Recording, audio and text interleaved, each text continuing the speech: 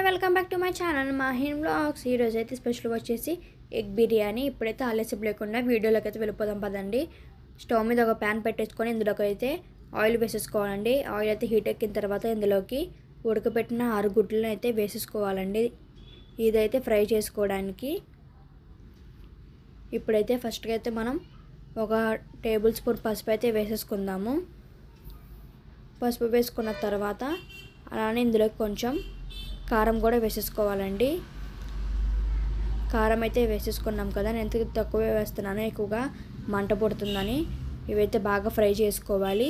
ఎంత ఫ్రై అయితే ఆ గుడ్డ అనేది అంత బాగుండిద్ది క్రిస్పీగా.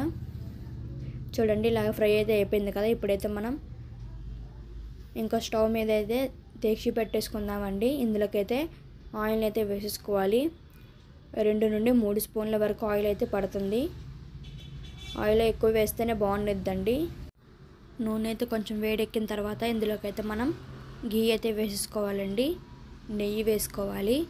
నెయ్యి వేసుకుంటే టేస్ట్ అయితే చాలా బాగుండిద్ది. ఇందులోకి అయితే హోల్ స్పైసెస్ని అయితే వేసేసుకోవాలండి. జాపత్రి, అనాస పువ్వు, కొంచెం షాజీరా, అలానే 2 బిర్యానీ ఆకులు, లవంగా, దాల్చిన చెక్క వేసుకోవాలండి.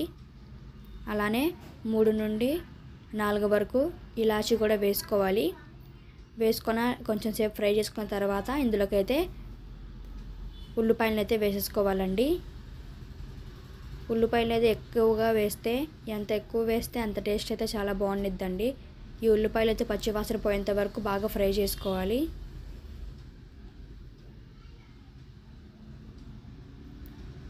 చూడండి కొంచెం ఫ్రై అయిన తర్వాత ఇందులోకి అయితే మనమైతే పచ్చిమిర్చిని వేసేసుకుందాము. పచ్చిమిర్చి వేసుకున్న తర్వాత ఇందులోకి 1 టేబుల్ స్పూన్ అల్లం వెల్లుల్లి పేస్ట్ వేసేసుకుందామండి. వేసుకున్న తర్వాత 2 నుండి 3 స్పూన్లు వేసుకోండి. అల్లం వెల్లుల్లి పేస్ట్ పచ్చివాసన పోయేంత వరకు బాగా ఫ్రై చేసుకోవాలనే. కొంచెం ఆగిన తర్వాత ఇందులోకి అయితే పసుపు, 1 టేబుల్ స్పూన్ పసుపు, అలానే 1 టేబుల్ స్పూన్ కారం వేసుకోవాలండి. నేనైతే కారం అయితే ఎక్కువ వేస్తున్నాను. మేము వాడేది ఆర్గానిక్ కారం అండి, అందుకే ఎక్కువగా మంట అయితే పుట్టదండి.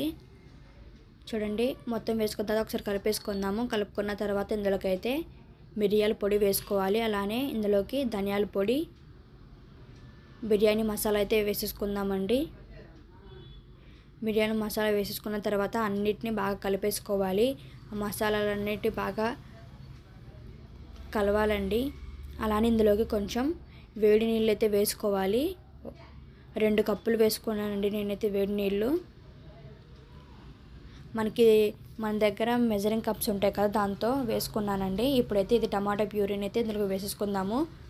3 నుండి 4 మీడియం సైజ్ టమాటాలను అయితే కట్ చేసుకొని పేస్ట్లా చేసుకోవాలండి. ఆ పేస్ట్ అయితే ఇందులోకి వేసుకోవాలండి. ఇప్పుడు వేసేసుకున్నాం కదా, బాగా కొంచెంసేపు 5 నిమిషాలు మరిగిన తర్వాత ఇందులోకి అయితే పెరుగునైతే వేసేసుకోవాలి. పెరుగు ఎంత ఎక్కువ వేస్తే అంత టేస్ట్ అయితే చాలా బాగుండిద్దండి. నేనైతే పెరుగు అయితే ఎక్కువ వేస్తున్నాను. పెరుగు ఉంటేనే టేస్ట్ అయితే చాలా బాగుండిద్ది. నేనైతే ఒక డబ్బాలో సగం వేసానండి. పెరుగు అయితే వేసుకొని బాగా కలిపేసుకోవాలి. కలుపుకున్న తర్వాత ఇందులోకి అయితే రుచికి తగినంత ఉప్పు వేసుకోవాలండి. వేసుకున్న తర్వాత ఇందులోకి కొంచెం కొత్తిమీరని అయితే వేసేసుకోవాలి. వేసుకున్న తర్వాత అది పక్కన పెట్టేసుకుందాము. అది కొంచెంసేపు మరుగుతూ ఉండిద్దండి.